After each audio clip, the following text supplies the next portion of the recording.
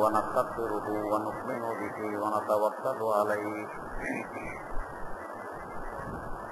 ونعوذ بالله من شرور أنفسنا ومن سيئات أعمالنا من يهده الله فلا مضل له ومن يضلله فلا هادي له ونشهد أن لا إله إلا الله وحده لا شريك له ونشهد أن سيدنا ونبينا ومولانا محمدا عبده ورسوله أرسله بالحق بشيرا ونذيرا وداعيا إلى الله بإذنه وسراجا منيرا صلى الله تعالى عليه وعلى آله وأصحابه وسلم تسليما كثيرا كثيرا أما بعد فأعوذ بالله من الشيطان الرجيم بسم الله الرحمن الرحيم إن ربكم الله الذي خلق السماوات والأرض في 6 أيام ثم استوى على العرش يغشي الليل النهار يطلبه حثيثا والشمس والقمر والنجوم مسخرات بأمره ألا له الخلق والأمر تبارك الله رب العالمين ادعوا ربكم تضرعا وخفيا إنه لا يحب المعتدين ولا تفسدوا في الأرض بعد إصلاحها وادعوه خوفا وطمعا إن رحمة الله قريب من المحسنين صدق الله مولانا العظيم সূরা আরাফের 54 নম্বর আয়াত থেকে তেলাওয়াত করা হয়েছে।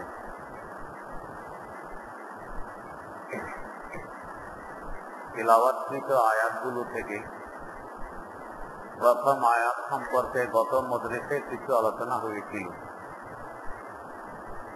আল্লাহ রাব্বুল আলামিন বলেন, তোমাদের পালনকর্তা আল্লাহ, যিনি আকাশসমূহ এবং জমিন সৃষ্টি করেছেন মাত্র 6 দিনে।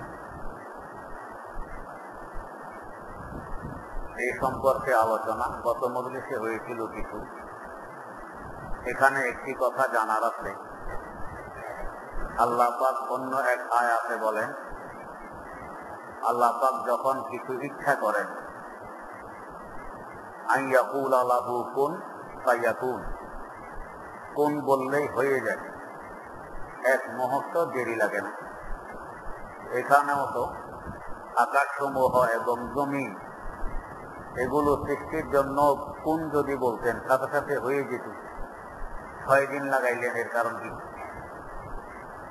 হযরতে মুফাসসিরিন কেরাম বিভিন্ন তাফসীর গ্রন্থে প্রশ্নের উত্তর উল্লেখ করতেন যে আল্লাহ পাক চাইলে এক মুহূর্তের মধ্যে সবকিছু সৃষ্টি করতে পারতেন, কিন্তু আল্লাহ রাব্বুল আলামিনের প্রত্যেক কথা এবং তাদের মধ্যে কিছু রহস্য নিহিত থাকে। এখানে হতে পারে এই রহস্য নিহিত আছে, বান্দাদেরকে শিক্ষা দিতে চান যে দেখো, যদিও আমি এক মুহূর্তে সবকিছু সৃষ্টি করতে পারি, তারপরও করলাম না, 6 দিনে করলাম। আস্তে আস্তে তোমরাও কোনো কাজ করতে তাড়াহুড়া করবে না, আস্তে আস্তে করবে। আমাদের দেশে প্রবাদ আছে, আস্তের কাজ মস্ত ভালো হয়, তাড়াহুড়া করে করলে ভালো হয় না। আমাদেরকে শিক্ষা দেওয়ার জন্য 6 দিনে করবে।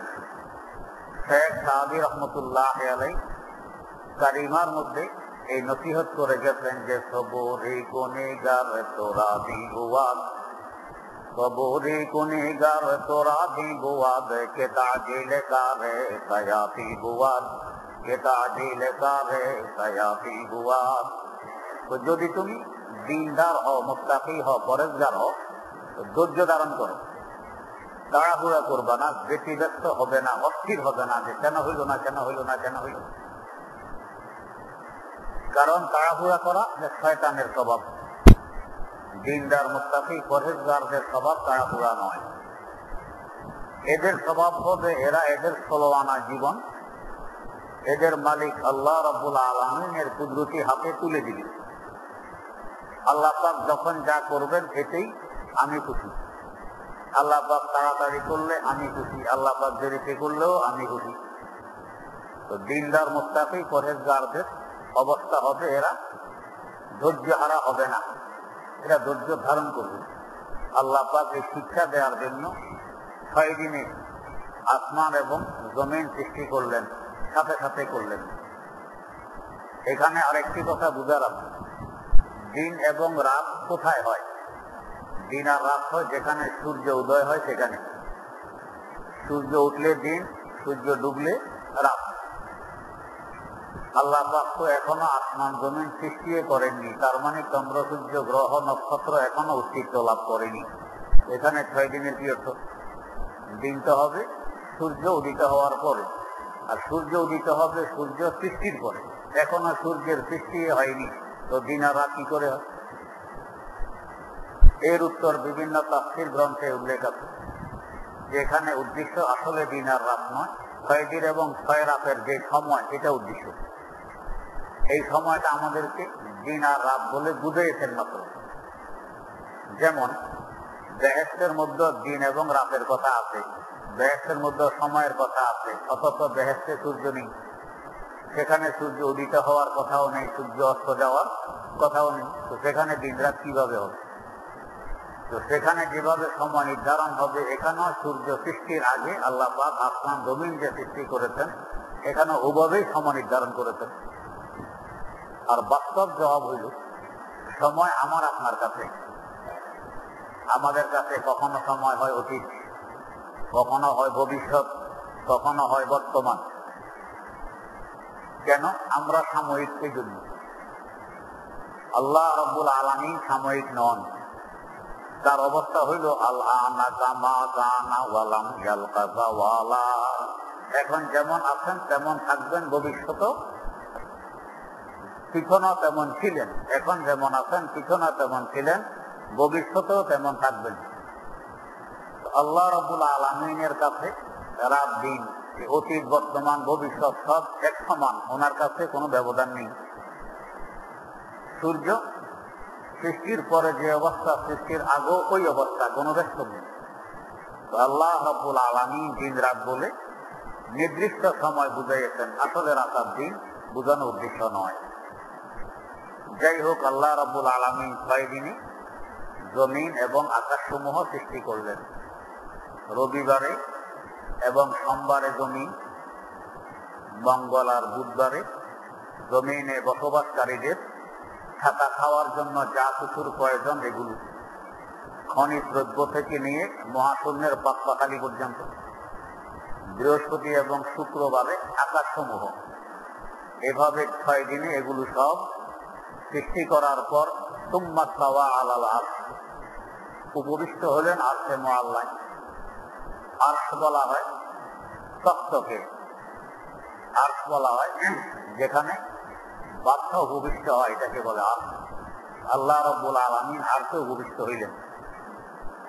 এটা বড় সূক্ষ্ম একটি কথা। আরশে উপবিষ্ট হওয়ার অর্থ কি?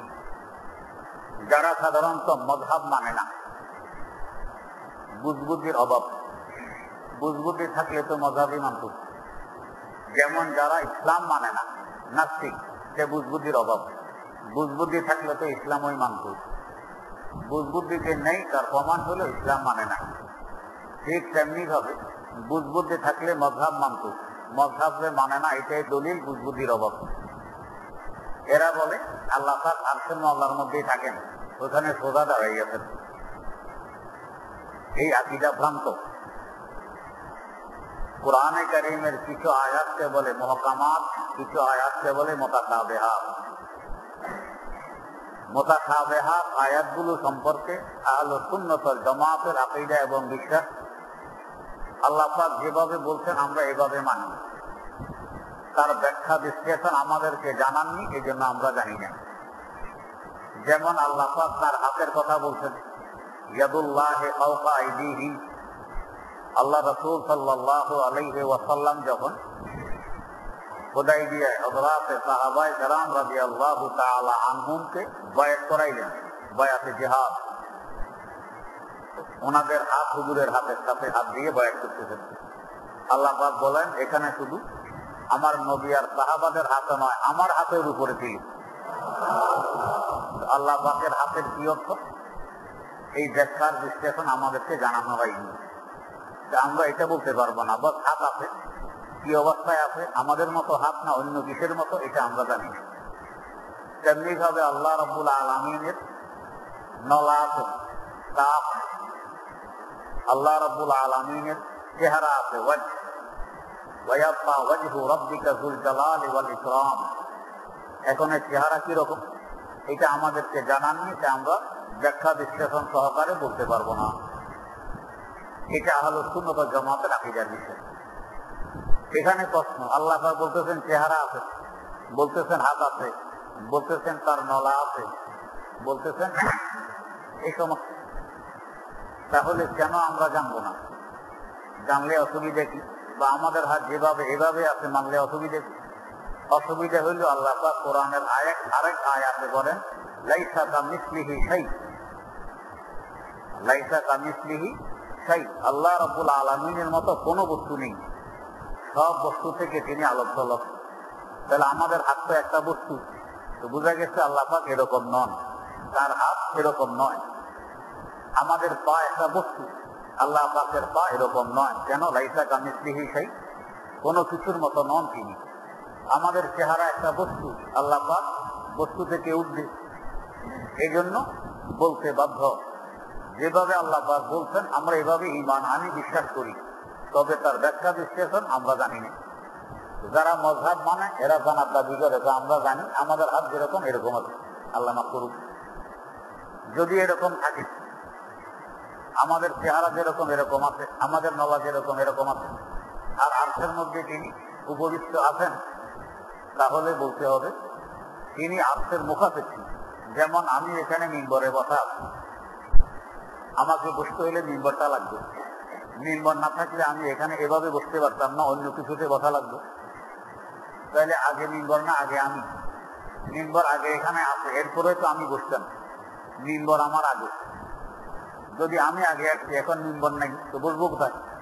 মিম্বর আমার আগেই, আমি এখানে উপস্থিত হওয়ার আগে মিম্বর রাখা আছে, তারপরে আমি বসলাম। তো আল্লাহ পাক যদি আরশের মধ্যে দণ্ডায়মান থাকেন, তার মানে তার আগে আরশ আছে, তবে তো আরশতে দাঁড়াইতে পারলেন। অথচ আল্লাহ রাব্বুল আলামিনের আগে যদি আরশ থাকে, আল্লাহ করে, আল্লাহ আল্লাহ হইল কিভাবে? আরশতে তো আল্লাহ বলা লাগে, এটা আগে। আল্লাহর আগে কোনো কিছু নেই, আল্লাহর পরেও কোনো কিছু নেই। অতএব বলা যাবে না যে তিনি আরশের মধ্যে দণ্ডায়মান আছেন। আল্লাহ পাক এখানে যা বলছেন আমরা তা মানি, কিন্তু তার ব্যাখ্যা বিশ্লেষণ কি এটা আমরা জানি না। এটা জানার জন্য মাথা ব্যথারও প্রয়োজন নেই।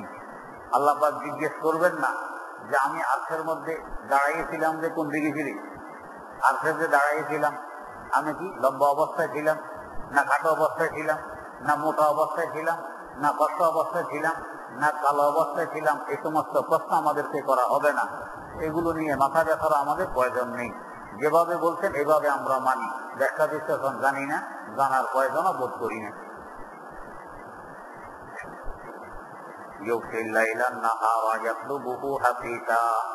আল্লাহ পাকের আরেক কুদরত প্রকাশ করতেছেন যে দেখো, রাত্র দিনকে ঢেকে ফেলে। রাত যদি দিনকে না ডাকতো তো সবসময় দিনে থাকতো। রাত দিনকে ঢাকে, ঢাকে তো ঢাকে কি রকম, পিছনে পিছনে দৌড়তেছে। দিন যে পরিমাণে দৌড়ে, রাতও সেই পরিমাণে পিছন দিয়ে দৌড়ে। সূর্য পশ্চিম দিকে দেখেছে, দিনও পশ্চিম দিকে দৌড়তেছে, তার পিছনে পিছনে রাতও পশ্চিম দিকে দৌড়তেছে। এই যে দৌড়তেছে একটা নিয়মতান্ত্রিক ভাবে, নিয়মে নয় যে আজকে দৌড়তে একটু তাড়াতাড়ি, কালকে দৌড়তে আস্তে আস্তে, আরেকদিন দৌড়াই বন্ধ, বেচারা দৌড়তে দৌড়তে ক্লান্ত হয়ে গেছে, এখন আর দৌড়ে না, এরকম নয়। সৃষ্টির পর থেকে এই নিয়মে চলতেছে, আজ পর্যন্ত চলতে আছে, সামনেও চলতে থাকবে। এইভাবে নিয়মতান্ত্রিক ভাবে যে চলতেছে, এর থেকে আমরা বুঝতে পারি আল্লাহ একজন আছেন, না হলে নিয়মতান্ত্রিক ভাবে চলতে পারতো না। এই যে আমাদের ঘড়ির কাঁটা ঘুরতেছে, ঘুরার পরে মাঝে মধ্যে নাচতে হয় কিনা, আস্তে করে অথবা জোরে করে, সময় ফাস্ট হয়ে গেছে অথবা স্লো ঘুরতেছে অথবা বন্ধ হয়ে গেছে, আবার ব্যাটারি লাগে, আবার মেরামত করতে হয়, ঠিক করতে হয়। তো বোঝা গেছে গড়ির একজন মালিক আছে, না হলে এটা ঠিকভাবে চলতে পারে। এটাকে ঠিকভাবে চালাইতে হলে একজন মালিক লাগে। তো এই কায়নাত সৃষ্টি জগৎ রাতের পর দিন, দিনের পর রাত একটা একটা সাথে ঢুকতেছে। যদি সৃষ্টিকর্তা না থাকতেন, মালিক যদি না থাকতেন, পরিচালনা করেওয়ালা যদি না থাকতেন, এইভাবে চলতে পারত না। এখান থেকে আমরা বুঝতে পারি সৃষ্টিকর্তা একজন আছেন। এক নাস্তিক দাবি করেছে কুফায় আল্লাহ খোদা বলতে কিছু নেই। ইমামে আযম আবু হানিফা রাহিমাহুল্লাহ তিনি তার চ্যালেঞ্জ কবুল করতেন, আল্লাহ আছে, আমি প্রমাণ করব, আল্লাহ আছে, আমি প্রমাণ করব।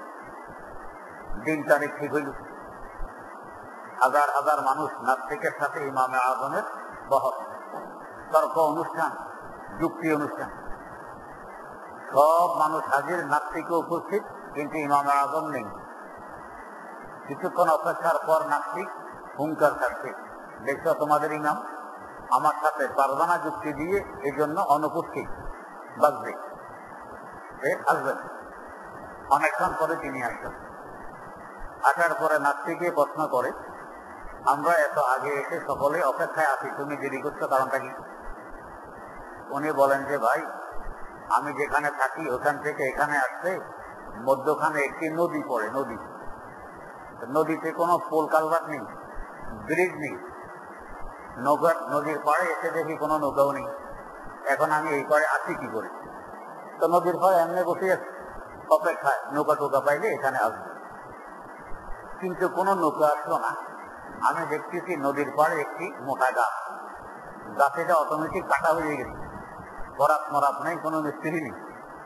কাটা হওয়ার পরে দেখি এটা অটোমেটিক তক্তা হয়ে গেছে, তক্তা, বরাত নেই, মিস্ত্রি নেই, এমনি তক্তা হয়।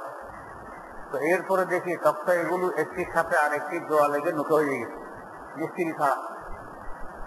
তো নৌকা হয়ে যাওয়ার পরে আমি এই সুযোগে লাভ দিয়ে নৌকায় উঠছি।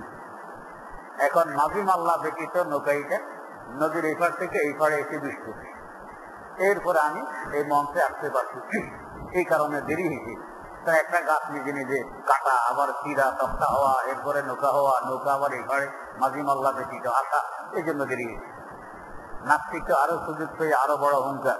তো দেখছো তোমাদের ইমামের তামাশা আছে, তার কোনো বুদ্ধি জীবনে কেউ দেখছে কোনোদিন? গাছ করাত ছাড়া, মিস্ত্রি ছাড়া একা একা কাটে, মিস্ত্রি ছাড়া একা একা চিরে তক্তা হয়, মিস্ত্রি ছাড়া নৌকা হয়, মাঝি মাল্লা ছাড়া নৌকা চলে, সে কোনোদিন দেখছে? অসম্ভব কথাবার্তা বলতেছে, তার বুদ্ধির অভাব। ইমামে আযম আবু হানিফা রাহিমাহুল্লাহ বলতেছেন, নাস্তিক সামান্য ক্ষুদ্রতম একটি গাছ, এটা যদি মিস্ত্রি ছাড়া কাটা না যায়, এটা যদি মিস্ত্রি ছাড়া তক্তা না হইতে পারে, এটা যদি মিস্ত্রি ছাড়া নৌকা না হইতে পারে, নৌকা যদি মাঝি মাল্লা ছাড়া এবারে আসতে না পারে, এই বিশাল আকাশ ঝুলাইয়ে রাখছেন, বিশাল জমিন বিছাইয়ে রাখছেন একজন মিস্ত্রি ছাড়া, এটা তোমার বুঝে আছে না? বা বহিত আল্লাহ কাফার। এখন নাস্তিক তো ব্যাপার মবহুত, কথাবার্তা বন্ধ হয়ে গেছে, যে কি কইয়া ঠকলাম, কি হইল? ইমামে আযম আবু হানিফা রাহিমাহুল্লাহ, আল্লাহ পাক এরকম জ্ঞান তাদেরকে দান করছে। আরেকবার শিয়াদের সাথে তার বহস, শিয়া। তো সেখানে মঞ্চে উঠার সময় একবারে জুতা হাতে করে বগলে নিয়ে, সকলের সামনে জুতা নিয়ে, এই জুতার হেফাজত নিয়ে বড় ফেরিখান, এটা কই রাখবে, কি করবে, একবার এখানে রাখে, একবার বগলে নেয়, আবার হাতে নেয়।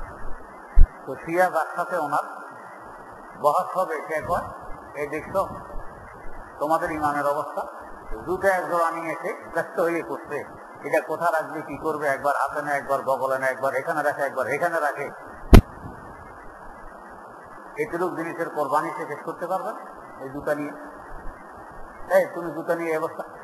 উনি বলেন, আরে ভাই, আমি তো শুনছি রাসূলুল্লাহ সাল্লাল্লাহু আলাইহি ওয়াসাল্লামের জমানায় শিয়ারা নাকি শুধু জুতা চুরি করতে, এই বয়ানে আমি জুতা নিয়ে এত পেরেছিলাম যাতে এরা চুরি করতে না পারে। এখন শিয়াদের পক্ষে যে বহস করতে আছে, এই দেখছো রাসূলুল্লাহ জমানায় শিয়া ছিল, মিথ্যা কথা বলতেছে, শিয়া ছিল রাসূলুল্লাহ জমানায়? সবাই না ছিল না, মিথ্যা কথা। ইমাম আযম বললেন, ও আমার ভুল হয়ে গেছে, হযরত আবু বকর সিদ্দিক রাদিয়াল্লাহু তাআলা আনহুর জমানা জুতো চুরি করছে। এখন শিয়াদের ইমাম দাঁড়ায় আবার তো দেখছো মিথ্যা কথা, আবু বকরের জমানায় কি শিয়ার অস্তিত্ব ছিল? ইমাম আযম বলল, নানা ভাই ভুল হয়ে গেছে, ওমর রাদিয়াল্লাহু তাআলা আনহুর জমানার কথা, এই জমানায় শিয়ারা জুতো চুরি করছে। কই দেখো এখনো মিথ্যা কথা বলে, ভুলে যায় কথা। ওমরের জমানায় কি শিয়া ছিল? সেখানে তো শিয়া ছিল না, কোথা থেকে জুতো চুরি করবে? আমাকে শিয়াদেরকে বদনামি করে। উনি বললেন, ও না না ভুল হয়ে গেছে, ওসমান রাদিয়াল্লাহু তাআলা আনহুর জমানায় জুতো চুরি করছে। এই ওসমানের জমানায় শিয়া ছিল, আমাকে মিথ্যা কথা বলো, শিয়াদের বদনামি করো। ও আচ্ছা বুঝেই গেছে, ওসমানের জমানা ছিল না। উনি এখন সুযোগ পাই একবার দেখো, যেই সম্প্রদায়ের অস্তিত্ব রাসূলের যুগে ছিল না, যেই সম্প্রদায়ের অস্তিত্ব আবু বকর সিদ্দিক রাদিয়াল্লাহু তাআলা আনহুর জমানায় ছিল না, যে সম্প্রদায়ের অস্তিত্ব ফারুক আযম ওমর রাদিয়াল্লাহু তাআলা আনহুর জমানায় ছিল না, যে সম্প্রদায়ের অস্তিত্ব ওসমান গনি রাদিয়াল্লাহু তাআলা আনহুর জমানায় ছিল না, এরা নতুন বেরিয়ে আসছে। এদের উৎপত্তি হলো নতুন, আমদানি থেকে নতুন। তাহলে এবার আপনারাই বলেন, এরা হক না না হক? হক হলে তো রাসূলের জমানায় থাকবে। তো সাহাবায়ে কেরাম আহলুস সুন্নাত ওয়াল জামাতের অস্তিত্ব রাসূলের জমানায় ছিল, আবু বকর সিদ্দিক রাদিয়াল্লাহু আনহুর জমানায় ছিল, ফারুক আযম ওমর রাদিয়াল্লাহু তাআলা আনহুর জমানায় ছিল, ওসমান গনি রাদিয়াল্লাহু তাআলা আনহুর জমানায় ছিল। তাহলে এটা হইল হক। আর পরবর্তীতে যাদের উৎপত্তি, এটা না হক। বাস এক কথা, এরা হেরে গেল। শুরুতে না থাকলে সে হক কোথা থেকে? হেরে গেল। ঠিক তেমনি ভাবে আমাদের দেশের গায়রে মুকাল্লিদ, এদের অস্তিত্ব আগে ছিল না। এই 2 থেকে 250 বছর আগ থেকে শুরু হয়েছে ভারতবর্ষে, আগে ছিল না। তাইলে বোঝা গেছে নতুন সম্প্রদায়, এই জন্য এটা হক হইতে পারে না, এটা বাতিল। যদি বুঝবুদ্ধি থাকতো তাহলে মযহাব মানত, বুঝবুদ্ধি নেই, এটা প্রমাণ যে এরা মযহাব মানে না। যাই হোক, আল্লাহ রাব্বুল আলামিন যে একজন আছেন, এটা প্রমাণ যে রাত এবং দিন, সূর্য উদিত হওয়া অস্ত যাওয়া, চন্দ্র উদিত হওয়া অস্ত যাওয়া, তারকারাজি উদিত হওয়া অস্ত যাওয়া একটা নিয়মতান্ত্রিক ভাবে চলতেছে।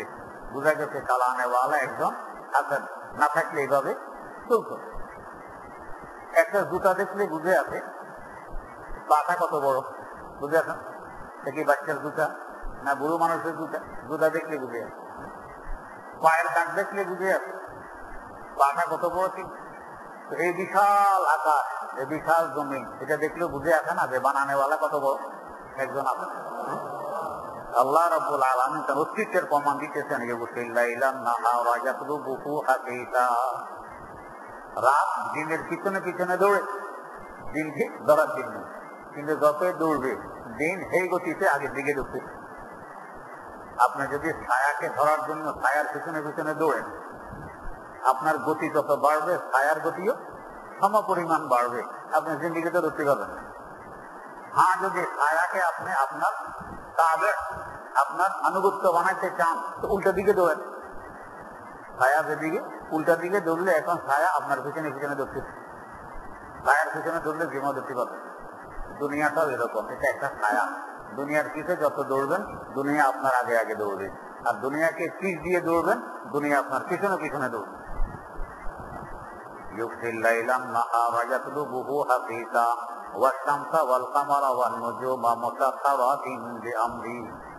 সূর্য, চন্দ্র এবং তারকারাজি, এগুলো সব মুসাখখারাতিন বিআমরি, আমার আল্লাহর আদেশের আনুগত্য। যেভাবে আদেশ করেন এভাবে এরা চলে। আল্লাহ চলার পথে আল্লাহ রাব্বুল আলামিন এদের মধ্যে কিছু বৈশিষ্ট্য রেখে দিয়েছেন, এগুলো বিস্তার করে চলে, শুধু এমনি চলে। যারা আল্লাহ পাকের আনুগত্যশীল, নাফরমানি করে না, এদের চলার মধ্যে বরকত থাকে। চন্দ্র, সূর্য, গ্রহ, নক্ষত্র, এরা আল্লাহ পাকের আনুগত্যশীল, মোটেও নাফরমানি করে না, তাদের চলার মধ্যে বরকত আছে।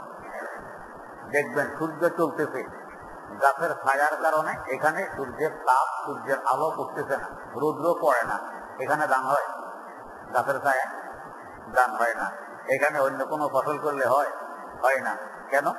সূর্যের তাপ এখানে পড়ে না, সূর্যের আসর এখানে করতে পারতেছে না, গাছের ছায়ার কারণে হয় না। তো যেখানে ধান হয়, ফসল হয়, যেখানে পাট হয়, যেখানে গম হয়, মরিচ হয়, এগুলি সব দেখা গেছে সূর্যের আসরে হয়। আল্লাহ পাক এই আসরার প্রভাব সূর্যের মধ্যে রেখে দিয়েছেন, তাই হচ্ছে। কেন সূর্যের মধ্যে এত আসর? সূর্য আনুগত্যশীল। আমার আল্লাহ আদেশ নিষেধের চুল মাত্র অমান্য করে না, ব্যক্তম করে না, যেভাবে আদেশ সেভাবেই সে চলে, তাই তার এত আপত্তি। বুজুর্গানে দিন বলেন মোল্লা আলী কারি রহমতুল্লাহ মেরকাত শরীফের ব্যাখ্যা গ্রন্থ মেরকাতের মধ্যে লিখেছেন, কোন আল্লাহর ওলি, কোন আল্লাহ ওয়ালা, কোন বড় আলেম যদি কোন এলাকায় যায়, সময়ের অভাবে অবস্থান করতে পারিনি, থাকতে পারিনি, শুধু উপর দিয়ে চলে গেছে, সে উপর দিয়ে চলে যাওয়ার কারণও এলাকায় বরকত আছে, এই এলাকার পরিবর্তন ঘটে।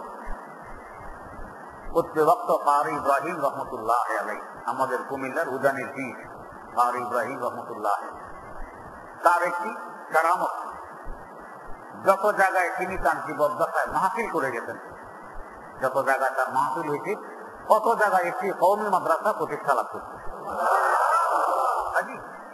মাঠের মধ্যে নাড়া খেত, ধান কেটে ফেলছে, এখন নাড়া, ওইখানে মাহফিল করছে, এখানে মানুষ মাটি খরচ করছে, এখানে কওমি মাদ্রাসা হয়ে গেছে। এটা ওনার বৈশিষ্ট্য, বরকত। তো আল্লাহর ওলিরা কোন জায়গায় থাকলে তো বরকত হবেই, থাকতে পারেননি, চলে গেছেন, তারপরেও বরকত হয়। তার উচিলা এখানে রহমত আছে। কেন? তিনি আমার আল্লাহর আনুগত্যশীল, নাফরমানি করেন না, আল্লাহ পাকের আদেশ নিষেধ লঙ্ঘন করেন না, মেনে চলেন। এর বরকতে তিনি যেদিকে যান সেদিকেই বরকত হয়। চন্দ্র সূর্যের এই বরকত, এটা আনুগত্যশীল হওয়ার কারণে আল্লাহ পাক তাদের মধ্যে বরকত দিয়ে দিবে। স্বাদ, ফসলের মধ্যে স্বাদ আছে সূর্য থেকে, তাই দেখবেন এই গাছে আম ঝুলতেছে, আমের যে দিকটা সূর্যের দিকে, দক্ষিণ দিকে, ওই দিকে রঙও একটু বেশ কম, খাইতেও স্বাদ বেশি। আর যে দিকটা সূর্যের বিপরীত দিকে, এদিকে রং বেশ কম, এদিকের স্বাদও বেশ কম। আমের সব জায়গায় স্বাদ এক সমান নয়, নিচের দিকে স্বাদ কম, কারণ এখানে সূর্যের তাপ লাগে না। উত্তর দিকে আমের যে পাশ ছিল, এই পাশে স্বাদ কম, সূর্যের তাপ লাগে না। তেমনি ভাবে ফসল, ফল, এগুলো পাখির চন্দ্রের আসরার প্রভাবে আল্লাহ পাক তার মধ্যে আসর রেখে দিয়েছেন। কেন? চন্দ্র আমার আল্লাহ তাদের মুতি আনুগত্যশীল, মোটো নাফরমানি করে না। যেভাবে উঠতে বলেন সেভাবে ওঠে, যেভাবে ডুবতে বলেন সেভাবে ডুবে, তাই তার মধ্যে আসর। কিন্তু এই চন্দ্র সূর্য আশরাফুল মাখলুকাত নয়, মানুষ আশরাফুল মাখলুকাত, এরা আশরাফুল মাখলুকাত নয়। তারপরও আনুগত্যশীল হওয়ার বরকতে আল্লাহ পাক তাদের মধ্যে আসর রেখে দিয়েছেন, বরকত রেখে দিয়েছেন। আশরাফুল মাখলুকাত যদি আনুগত্যশীল হয়, তার মধ্যে কি পরিমাণে আসর আর বরকত হবে আন্দাজ করুন।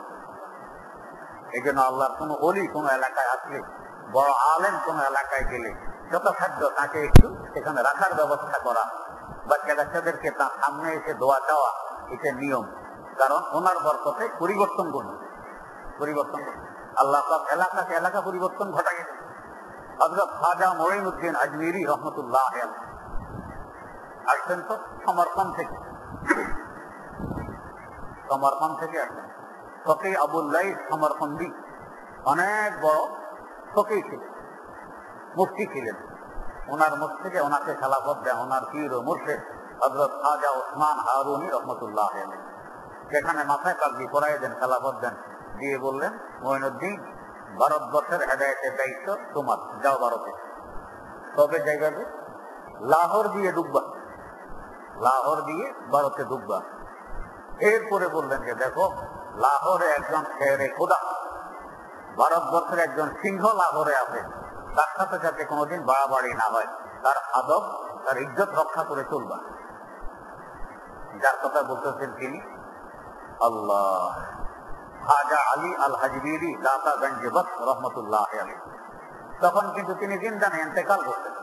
তারপরও বলতেছেন ইয়ে শেরে হিন হ্যায়, ভারতবর্ষের সিংহ। হযরত আজমেরি আসলেন প্রথমে লাহোরে, একে প্রথমে ওনার মাজারে হাজিরে দিলেন। হাজিরে দিয়ে মাজার থেকে আসতে পারলেন না, দীর্ঘ 40 দিন রইলেন। যারা পরা মাজার এরকম আছে। আল্লাহ ইমামে রব্বানি আবু হানিফা সানি হযরত মাওলানা রশিদ আহমদ গঙ্গুহি রাহিমাহুল্লাহ, তার মাজারে গেলে যারা গেছেন তাদের কাছে শুনছি চুম্বক যেভাবে আকর্ষণ করে সেভাবে আকর্ষণ করে, আসা বড় কঠিন। আল্লাহ শেখুল ইসলাম আল্লামা জফর আহমদ উসমানী রহমতুল্লাহ, করাচি পাপোশনগর ওনার মাজার। আমি এখানে গেছি জিয়ারত করতে, আল্লাহু আকবার, মনে হয় যেন মাজারে চুম্বকের মতো টানতেছে, আসতে দেয় না, এরকম লাগে। তো কিছু কিছু আল্লাহর ওলি এমন আছেন। তো হযরত দাতা গঞ্জে বখশ আলী আল আজমিরি মনে হয় যেন চুম্বক করে নাই, আকর্ষণ করতেছেন। হযরত আজমিরি আসতে পারলেন না, দীর্ঘ 40 দিন সেখানে চিল্লাকাঠি করলেন। কিন্তু দায়িত্ব তো ভারতবর্ষের হেদায়েতের, সেখানে বসে থাকলে তো হবে না, তাই এখানে রওনা হইলেন। রওনা হওয়ার সময় একটা শের লিখে দিয়ে আসলেন, এখনো তার মাজারে এই শেরটি লেখা, 800 বছর আগের কথা, এখনো সেই শের লেখা। তো গঞ্জে বখশে ফয়জে আলম মুজহারে নূরে খোদা, গঞ্জে বখশে ফয়জে আলম মুজহারে নূরে খোদা, নাবে তারা পীরে কামেল কামেল আরায় रहनुमा, নাবে তারা পীরে কামেল কামেল আরায় रहनुमा। পুরো দুনিয়ার মধ্যে তোমার ভয় ছড়িয়ে পড়তেছে, আমরা তো দেখি না, ওনারা দেখেন। ওই চোখ আমাদের নেই, আল্লাহ ওনাদেরকে সেই চোখ দান করছেন, এই জন্য দেখতেছেন। গঞ্জে বখশে ফয়জে আলম মুজহারে নূরে খোদা, সারা দুনিয়ায় তোমার ভয় ছড়িয়ে পড়তেছে, আল্লাহ পাকের নূর পরিলক্ষিত হয় তোমার এখানে আসলে।